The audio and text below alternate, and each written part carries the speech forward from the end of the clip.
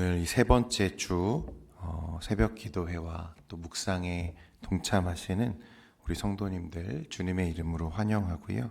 오늘도 주님의 말씀 안에서 또 은혜와 동행하는 여러분들의 복된 삶 되시기를 축원드립니다. 성도 여러분, 이 새벽마다 혹은 정해진 시간에 앉아서 말씀을 묵상하다 보면 참 신기한 것들을 경험하게 됩니다. 어떤 날은 한 구절의 말씀이 가슴을 파고들어서 마치 하나님이 내 이름을 부르시는 것처럼 느껴질 때가 있습니다. 아, 이건 지금 나한테 하시는 말씀이구나. 그 말씀이 하루 종일 머릿속을 맴돌고 일터에서도 그 구절이 생각나고 누군가와 대화하다가도 그 말씀이 기준이 되어 판단하게 되는 그런 날들이 있다는 거죠. 그런 날의 말씀은 우리 입에 얼마나 달콤한지 모릅니다. 그런데 또 어떤 날은 성경을 펼쳐도 글자만 보일 뿐 아무런 감동이 없을 때가 분명히 있습니다.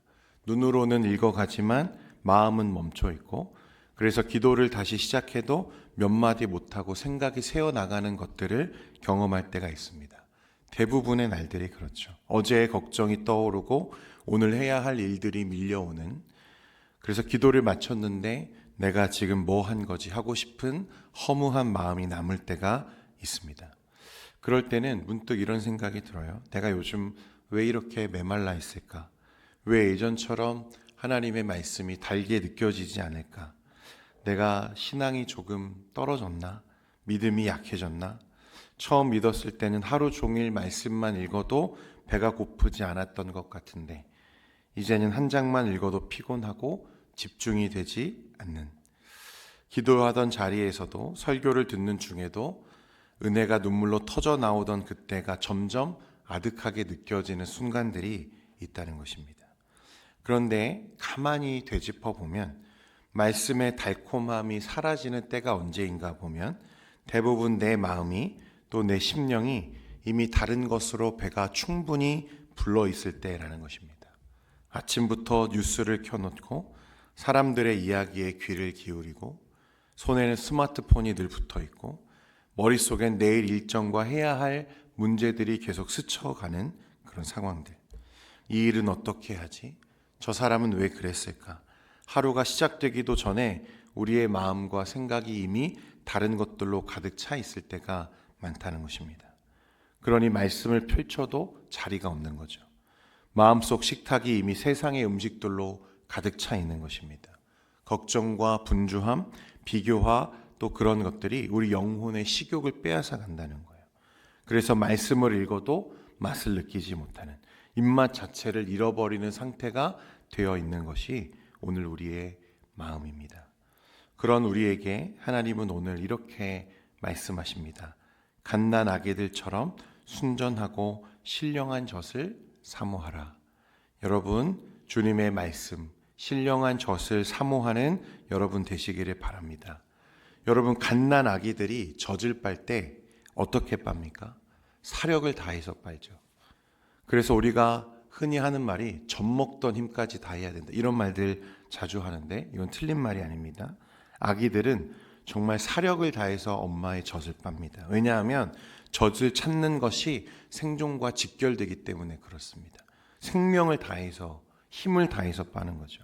그래서 아이는 배가 고프면 울고요. 그 울음은 생명을 향한 신호가 되죠. 하나님은 그 그림을 지금 우리 영혼에 비추고 계시는 거예요. 무슨 말입니까? 너희도 내 말씀 없이는 살 수 없다는 것입니다. 어린 아이가 엄마의 젖이 없으면 살 수 없는 것처럼 하나님의 말씀이 없이는 우리는 살 수 없다는 거예요. 그런데 문제는 우리는 너무 많은 것들로 이미 배가 불러 있어서 배고픔 자체를 잃어버렸다는 것입니다. 말씀의 사모함이 회복된다는 것. 여러분, 그것은 다른 말이 아니라 그 배고픔을 다시 느끼기 시작하는 거예요. 하나님의 말씀이 없으면 안 되는 영적인 허기를 다시 자각하라는 것입니다. 사랑하는 성도 여러분, 다시 한번 권면드립니다. 신령한 젖을 사모하는 여러분 되시기를 축원드립니다. 우리는 신앙의 나이를 먹어가면 먹어갈수록 이 단순한 본능을 자주 잃어버리는 것 같아요. 하나님의 말씀이 없으면 죽는다는 절박함이 아니라 있으면 좋고 없으면 그만인 취향처럼 되어버릴 때가 많습니다. 그래서 예배를 드려도 설교를 들어도 말씀이 심장을 울리지 않고 머리 한쪽에 좋은 말씀이네 정도로만 스쳐 지나가는 거죠. 성도 여러분, 말씀을 사모한다는 것은 그 말씀 없이 살 수 없다는 자각을 말하는 거예요. 우리가 새벽마다 지금 잠을 줄여가며 이 자리에 나오는 이유가 여러분 바로 여기에 있다는 것입니다. 바로 그 한 구절의 말씀, 한 문장 때문에 지금 여기에 있는 거예요. 이 말씀이 없으면 내가 하루를 견딜 힘이 없는 거죠. 그래서 눈을 비비며 이 자리에 지금 나와 있는 것입니다. 우리의 현실을 여러분 한번 되짚어 보십시오. 하루 종일 너무나 많은 소식들이 우리들에게 지금 흘러 들어옵니다. 뉴스와 우리의 각종 메시지와 유튜브와 누군가의 말들과 세상의 분위기가 계속해서 우리에게 흘러 들어와요. 그래서 우리 영혼을 이미 배불리 먹여놓고 있죠. 그래서 정작 진짜 양식인 말씀을 들이밀면 입맛이 없는 거예요.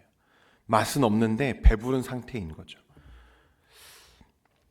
요즘 우리의 문제는 그래서 배고프지 않은 데 있다는 것입니다. 교회는 다니고 예배는 드리지만 말씀을 향한 배고픔이 없는 거죠. 오늘 갓난아기처럼 젖을 사모하라. 이 사모하라는 말은요, 다시 말해서 다른 걸로 너희의 배를 채우지 말라는 뜻입니다. 사랑하는 성도 여러분, 하나님의 말씀이 우리의 생명의 양식임을 기억하고 다른 것을 조금 비워낼 수 있기를 바랍니다. 한 번은 한 성도님이 어느 날 예배 후에 찾아오셔서 이런 말씀을 하시더라고요. 목사님, 요즘 성경이 잘 안 읽혀요. 예전에는 말씀이 기다려졌는데 성경을 펴도 잘 눈에 안 들어오는 것 같아요. 그분이 하는 말을 듣다 보니까 이유가 이제 눈에 보여요. 마음과 일과가 너무 분주한 거죠. 회사일, 가정일, 사람과의 관계가 너무 가득 차 있어요. 하루 종일 감정이 요동치고 있는 거죠. 그래서 저는 조심스럽게 말씀드렸어요. 성도님, 그건 말씀이 안 좋은 게 아니라 입맛이 변한 겁니다. 말씀을 잃은 게 아니라 세상이 이미 가득 차 있기 때문입니다. 여러분, 베드로전서 2장 1절에 보면요, 이렇게 말씀합니다. 오늘 본문 바로 전의 말씀인데, 그러므로 모든 악독과 모든 기만과 외식과 시기와 모든 비방하는 말을 버리고 라고 했습니다. 하나님은 사모하라고 말씀하시기 전에 무엇이라고 말씀하십니까? 버리라고 우리에게 말씀하세요.